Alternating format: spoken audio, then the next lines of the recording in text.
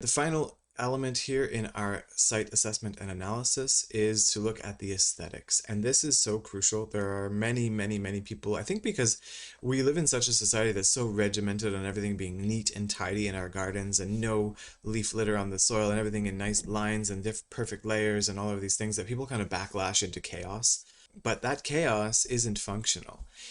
Unless, of course, you and everyone who's maintaining and enjoying that garden space love the chaos as much as it's present, because most of us are affinitive to curves, smooth curves like spirals and mandala shapes and round features.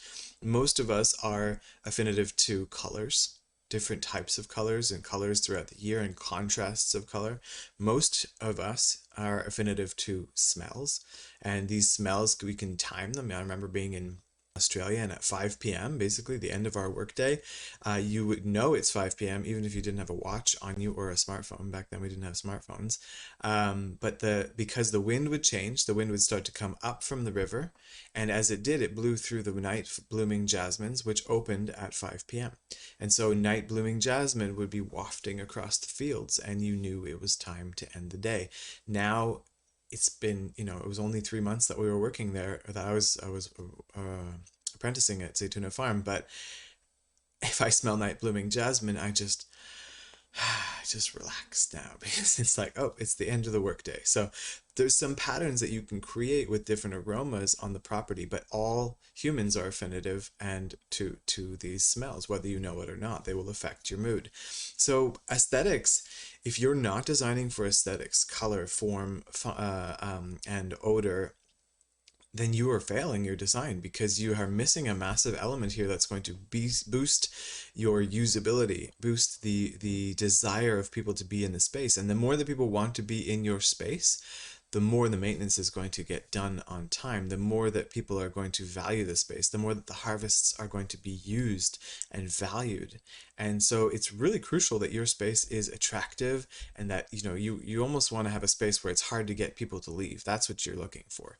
Whereas a garden, I've been in many, many gardens, and this is kind of the early stage permaculturalist trap is, oh, I don't weed my garden. It's all these aren't weeds. These are all volunteers. Well, the burdock, okay, it's a volunteer, but I don't want that in my garden. Getting in my son's hair and getting on my dog's fur and getting on my sweater and all these things, right? This is not a very functional species to have in my garden paths. And yes, it's a weed that has a nice big taproot and is breaking up compaction, but I can plant daikon radish that will break up the compaction and provide me little white flowers that are going to feed, little white and pink and purple flowers that are going to feed all kinds of insects that are also edible and give me some food. So the weeds that you just let run rampant are indicating needs in the soil that we can meet with better form and function.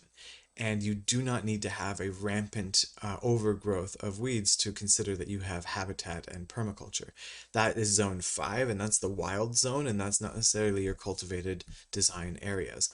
And if you do that, you're only going to be alienating people who are new to this practice, who are coming from, rows of roses, bare soil under them, and they're never going to come into your garden and think that this is something that they want to do. So whether you do that or not is really up to you, but understand that it has limitations and that the layers and color and form, odor, and all of these things are very crucial elements to be had, and they will increase the desirability of your project.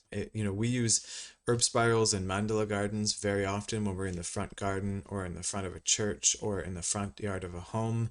And now it looks like this beautiful ornamental garden, but actually it's full of medicine and full of food, where it's actually in an area where it's illegal to have food growing in your front yard. So you can hide some of your produce in these beautifully structured and built gardens.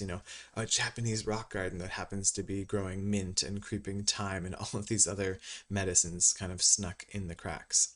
So there's a lot to consider, but aesthetics is one that I really want you to consider keeping on your palette as a designer, because it is one that's going to make you new friends in the realm, and it's going to really help you promote your projects, and you're going to feel better sitting in your garden with beautiful smells, beautiful colors, and so on. And if you love the chaos and you need the chaos, design a portion that has chaos. That's your zone 5.